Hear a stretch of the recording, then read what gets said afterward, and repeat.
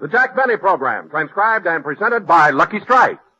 You know, friends, for real smoking enjoyment, nothing beats better taste. And Lucky tastes better, cleaner, fresher, smoother. Lucky tastes better, Cleaner, fresher, smoother. For Lucky Strike means fine tobacco, richer tasting, fine tobacco. Lucky tastes better, Cleaner, fresher, smoother. Lucky Strike, Lucky Strike. this is Don Wilson with an important question. Is the cigarette you're smoking fresh, really fresh? If it's a Lucky, I know it is. For Luckies are definitely fresher. Prove that to yourself. Light up a Lucky and see what a difference that freshness makes to your smoking enjoyment. Notice how much more you get from the cigarette that tastes better in every way. Not only fresher, but cleaner and smoother, too. Yes, Luckies do taste better because they're made of fine, light, naturally mild tobacco. They taste better because they're made better. Made round and firm and fully packed to draw freely and smoke evenly. And then, of course, Luckies taste better because they come to you fresh. They're even extra tightly sealed to keep that freshness in. So be happy. Go Lucky. For real smoking enjoyment, ask for Lucky Strike. Get the better taste you want in a cigarette and get it fresh. Lucky tastes better, Cleaner, fresher, smoother. Lucky Strike, Lucky Strike.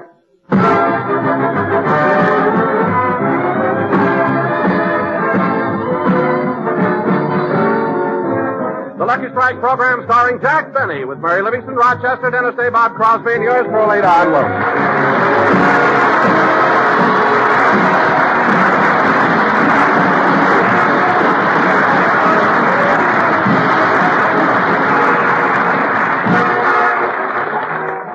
Ladies and gentlemen, right now, Jack Benny is in San Francisco, California, where he's making a personal appearance at the Kern Theater.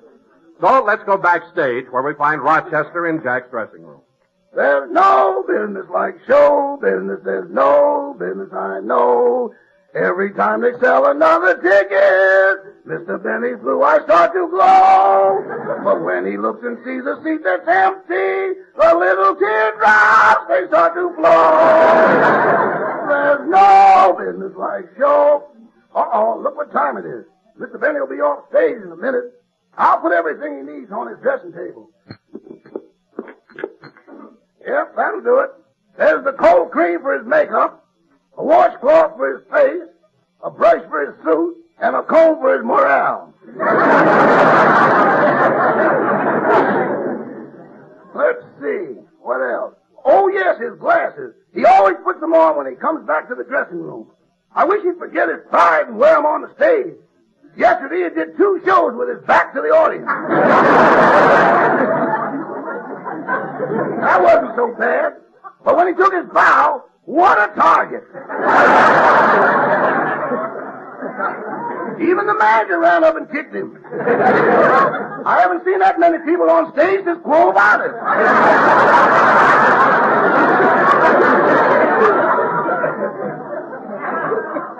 Oh, well, I guess I better lay out a clean shirt for him. Yeah, this white one will be all right. I know Mr. Benny isn't a spendthrift, but I do wish he'd buy real cufflinks. Imagine putting a toothpick through the cuff and sticking an olive on each end. This even amazed me, and I've been with him for 15 years.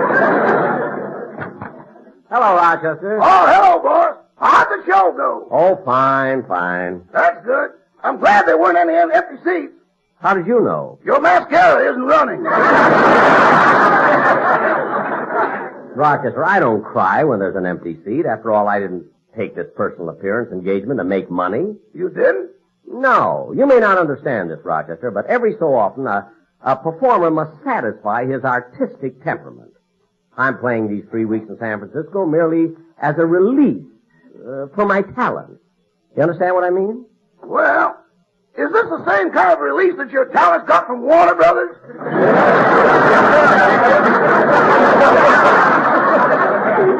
No, this is something different. By the way, Rochester, where are my slippers? Right here, boss. Well, don't just stand there pointing at them. Take them off. Thank you. Now, Rochester, please go out and get me a sandwich with a corned beef on rye. And don't forget the mustard and pickles. Okay, and I better bring back some olives, too. Olives, why? The pimento fell out of your cufflinks. All right, go get my sandwich. Yes, sir. See, I've got quite a while before I have to be back on stage. I think I'll freshen up my makeup. First, I better take this old stuff off. Now, let's see. Where is that jar? Oh, here it is. There, that ought to be enough. Hey, this stuff really takes the makeup off. And in that fancy jar, no one would ever guess it's Crisco.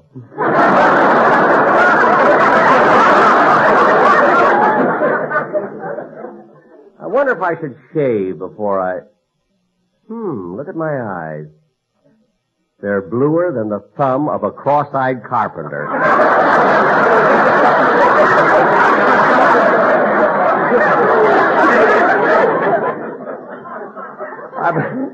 I better put on some more makeup. Instead of talking to myself all evening.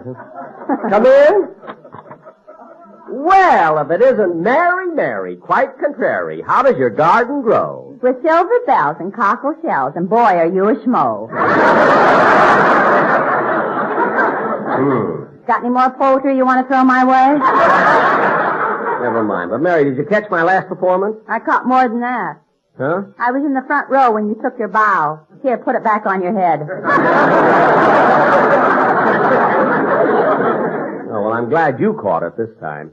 Yesterday, a lady brought it back and wanted me to autograph it. Jack, you mean she kept your toupee? She was a midget. She thought it was a mink stole.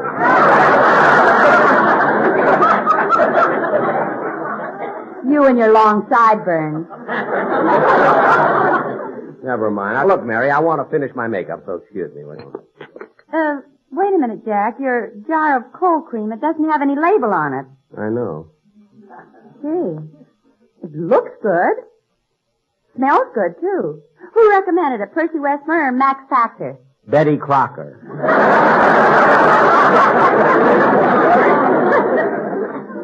Betty Crocker? Uh-huh. But she tells you how to cook and fry and...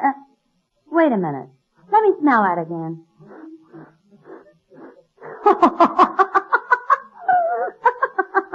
What are you laughing at? I never thought that Buck Benny would turn out to be the Cisco Kid. Crisco Kid!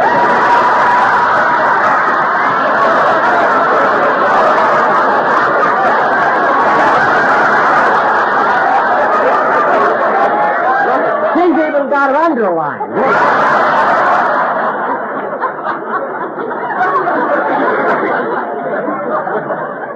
All I know is it works anyway.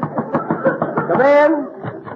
Oh, Bob Crosby. Hi, Jack. Hello, Mary. Hiya, Bob. I didn't mean to keep you waiting, Mary, but I had a few errands to do. Waiting? Oh, I meant to tell you, Mary, I want you and Bob to sing a song together on my radio show. Oh, I don't want to do that. After all, I haven't got the voice of a great singer. Well, I've got the name of one, so let's take a stab at it.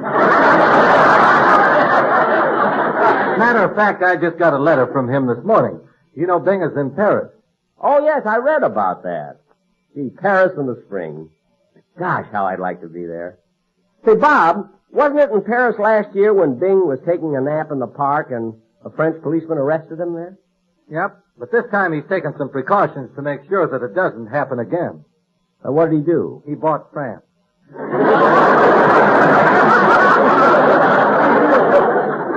He bought France? You're surprised, huh? I didn't think Maurice Chevalier would sell. Well, so much for international news. You know, kids, I'm really getting a kick out of doing a stage show here in San Francisco. It's nice to get away from... Excuse me. Hello? Here's your party. Go ahead, Hollywood. Hello, Jack. This is Don Wilson. Oh, what is it, Don? Jack, I have the most wonderful idea. I just had to call you. What is it, Don? Well, you know how the entire movie industry is so excited about these new three-dimensional pictures? Yes? Well, I have an idea for a 3D picture that's bound to be absolutely sensational. What is it? Well, the opening scene takes place on a tobacco plantation in Goldsboro, North Carolina. No. And the scene is so realistic, the people in the audience will think they're sitting right in a field of that light, that fine, that naturally mild tobacco. Continue. Don, you fascinate me. Now, this is going to be a musical. The Sportsman's Quartet comes out and sings a love song to a Lucky Strike cigarette. No kidding. Take it, fellas!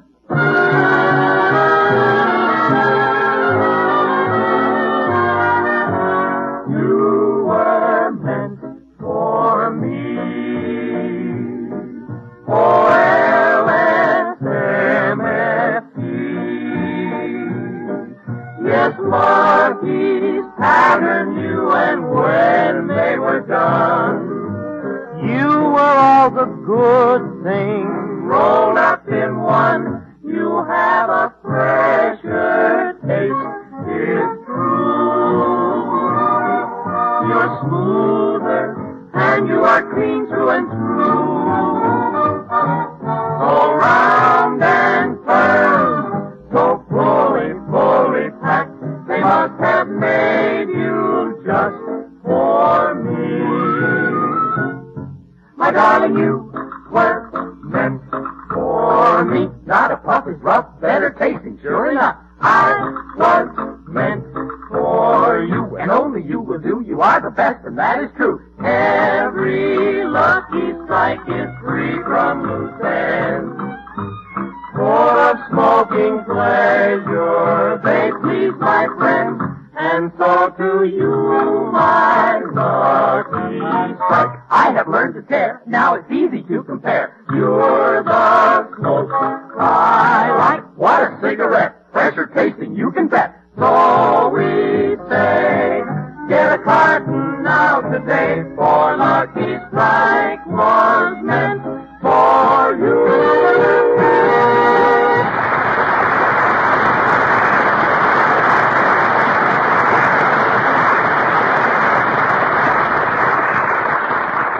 Don, that sounds wonderful, but remember, with 3D pictures, you have to give everybody in the audience a pair of glasses. Not for this picture. We're going to give everybody an ashtray. Oh, good. Now, Don, we'll talk about when I get back from San Francisco. Okay. So long, Jack. Goodbye, Don. Here's your sandwich, boy. Thanks, Rochester. Say, this is a nice thick one. Yeah, when I told the man in the delicatessen it was for you, he put in an extra piece of meat. Gee, you must have liked me. Put in an extra piece of corned beef, huh? No ham.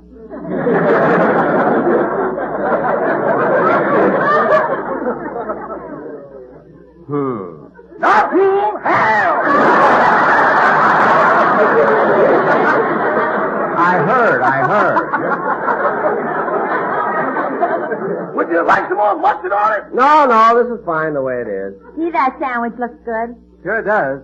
Oh, I'm sorry. I shouldn't be eating like this in front of you kids. Oh, Rochester. You want me to run across the street and get some more sandwiches? No, see if there's an empty dressing room. I'll go and eat in there. Don't put yourself out, Jack. Come on, Mary. I'll take you to dinner. Okay, Bob, thanks. You can come along, too, Jack. No, thanks. I better stay here and relax. So long, kids. Bye, Jack. So long. Rochester, I'll have to get dressed pretty soon, so lay out my clothes, will you, please? Okay. I think during my next show, there'll be some critics out front, so I want you to sneak out in the audience, and when I tell my jokes, laugh it up. Again? What do you mean, again? Rochester, I don't ask you to... Come in. Hello, Jack. Hello, Rochester. Well, Fred out!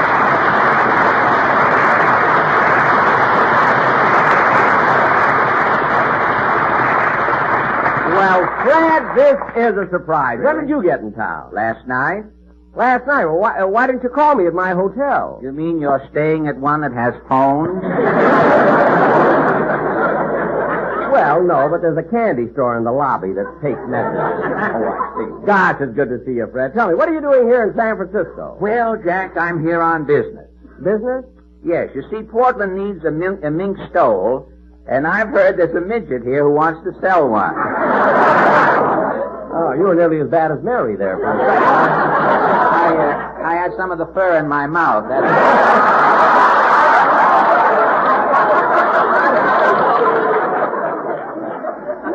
Say, boss, as long as Mr. Al's in town, why don't you put him on your stage show? Well, thank you, Rochester, but I couldn't very well go out on a stage now. I haven't got any material. Well, don't you have any of your old vaudeville routines left? Well, if I did, I'd be on television. It'd be great if you could join me on my stage show, Fred. Well, I'd really love to, Jack, but I have to rush back to Hollywood. I've been offered the lead in a new picture. A new picture? No Dimension. It's a new thing that's coming out.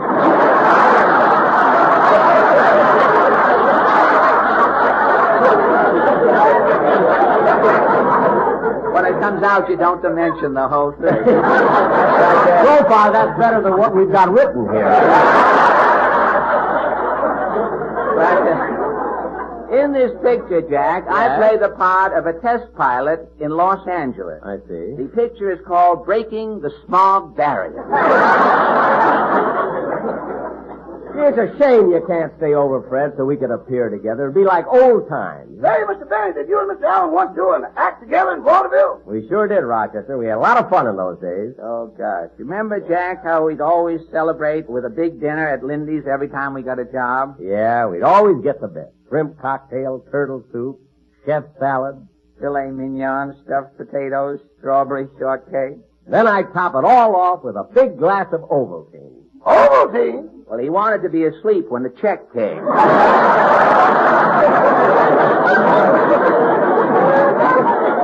Those were the good old days. I'll never forget the time we rehearsed and polished our act for weeks. And we went to see Mickey Rockford, the biggest booking agent in New York.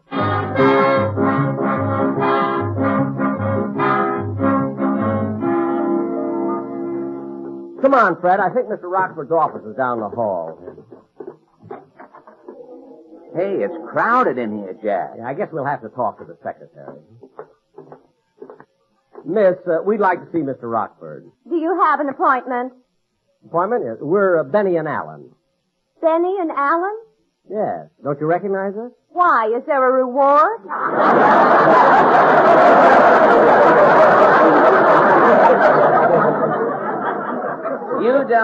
You don't understand, girlie. We do a vaudeville act. Really? Which one throws the fish? Say, that is clever.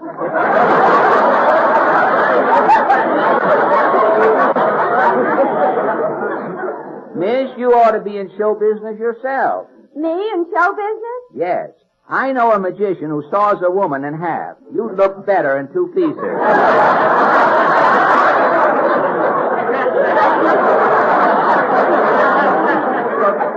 Take it easy, Fred. Look, miss, we don't want to argue. We'd just like to see our agent, Mr. Rockford. Well, first I'll need some information. Now, what's the name of your act again? Allen and Benny. I thought you said it was Benny and Allen. Well, at 2 o'clock, our billing changes. Well, what kind of an act do you do? Violin, clarinet, and snappy patter. And where have you played? Oh, all over. Well, where? Well, just tell her the important dates, Jack. Yeah, go ahead. Well, we did a week in Sow Belly, Wyoming.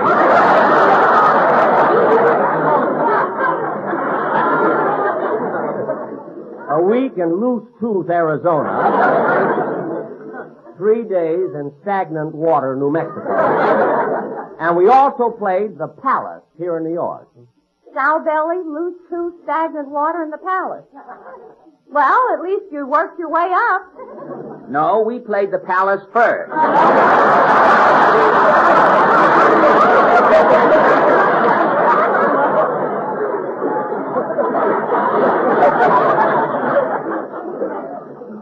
Well, Mr. Rockford's busy right now, so just have a seat and I'll call you. All right. Oh, by the way, Mr. Allen, I don't mean to be personal, but are you an American citizen? Yes, I got these slant eyes from pulling off a tight derby.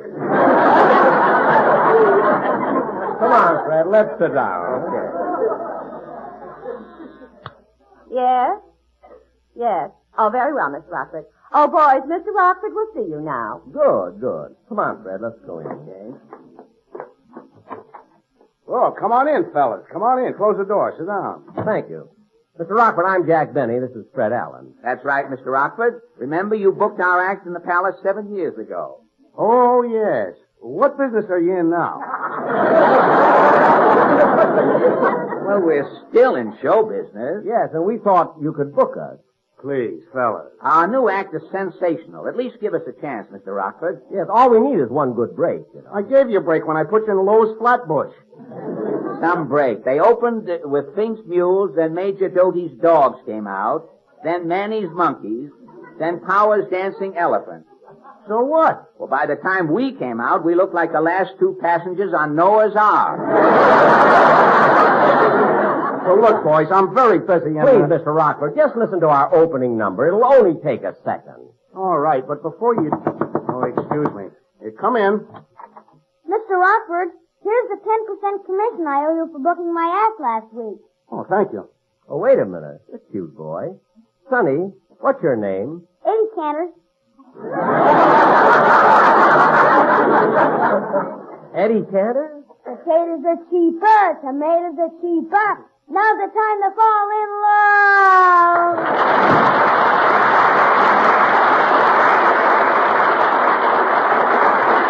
Mr. Rockford, how about listening to our new act? Oh, all right, if you insist. Ready with your clarinet, Fred? Ready? Okay. 1, 2.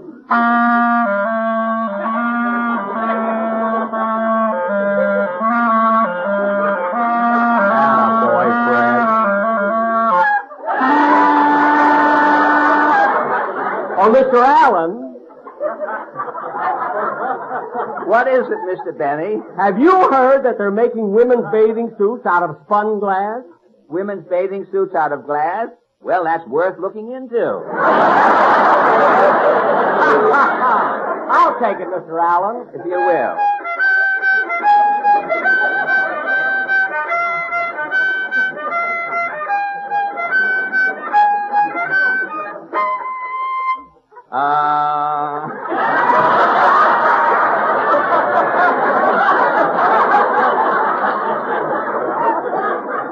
You know, Mr. Benny, Mr. Allen?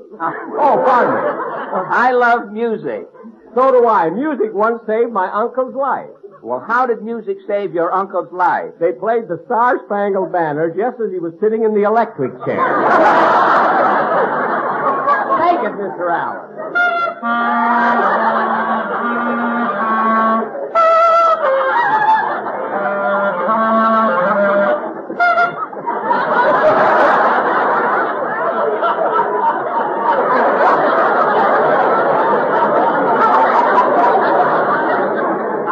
Later, you know.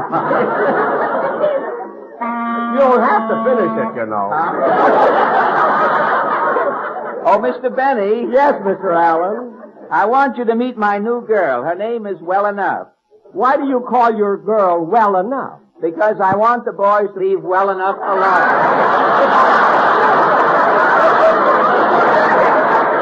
How about the finale, mister? In unison? All right.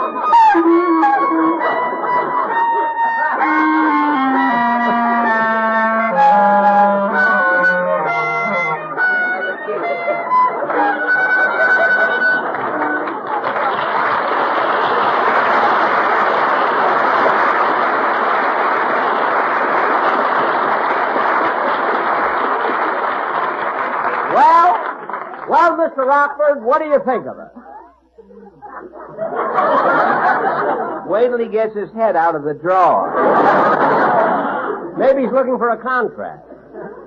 Fellas. Yes, Mr. Rockford. To tell you the truth, fellas, I'm confused. The whole act leaves me cold. It's neither fish nor fowl. Well, that's funny. The last agent we went to thought it was both. Well, Mr. Rockford, you mean you can't book us anywhere? Well, actually, I don't have a thing open for a double. Have either of you considered doing a single? What?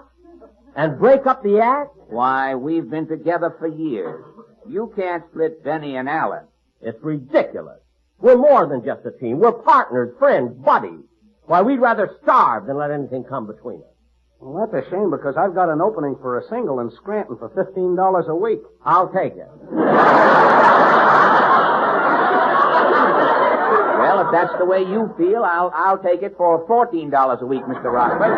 Fred, you steal a job away from your partner, your buddy, your friend? Some friend. What did you ever do for me? Why, you puff-eyed ingrate.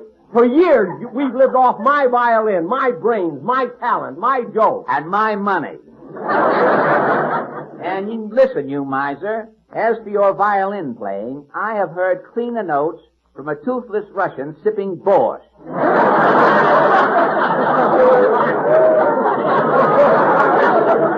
You are just lucky you've had me and my clarinet. Clarinet. The only way you could make a living with that clarinet is if you put a nail on the end of it and went out in the park. Mr. Rockford, rather than let you hire this no-talented wage cutter, I'll take the job for $10 a week. Oh, yeah? Well, I'll take it for $8. I'll take it for $5. Well, I'll take it for $3. Well, I'll take it for nothing. So will I. Well, at that price, I can afford both of you. Jack, did you hear that? We're working. Fred! Jack!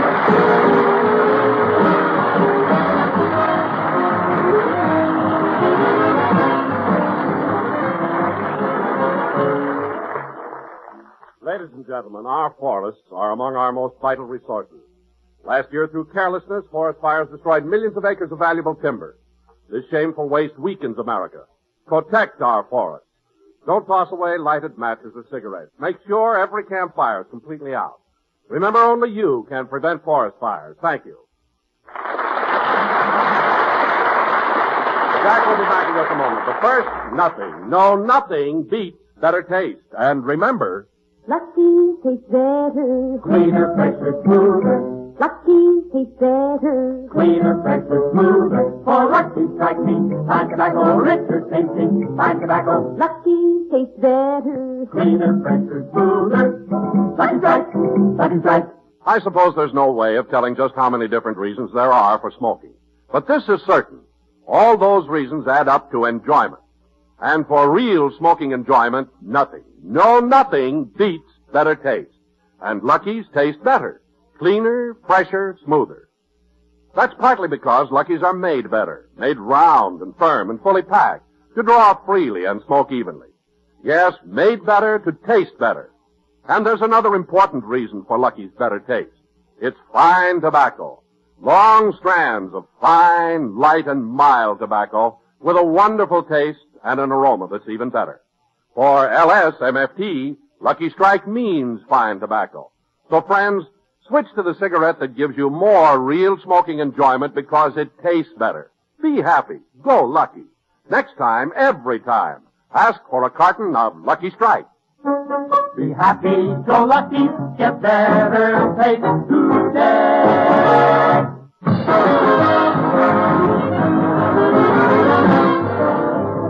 Ladies and gentlemen, that concludes another program, and we'll be with you next week at the same time. And Fred, it was nice reminiscing. Oh, say, Jack, we forgot to tell him about the time we played in Burning Stump, Arkansas. Remember that insulting audience? Oh, yes. I remember while we were doing our act, the audience threw pennies on the stage, and you complained to the manager. And when they stopped, you complained to the manager. Come on, Fred, let's go out and get a cup of coffee. Okay, Good night, Jack. folks.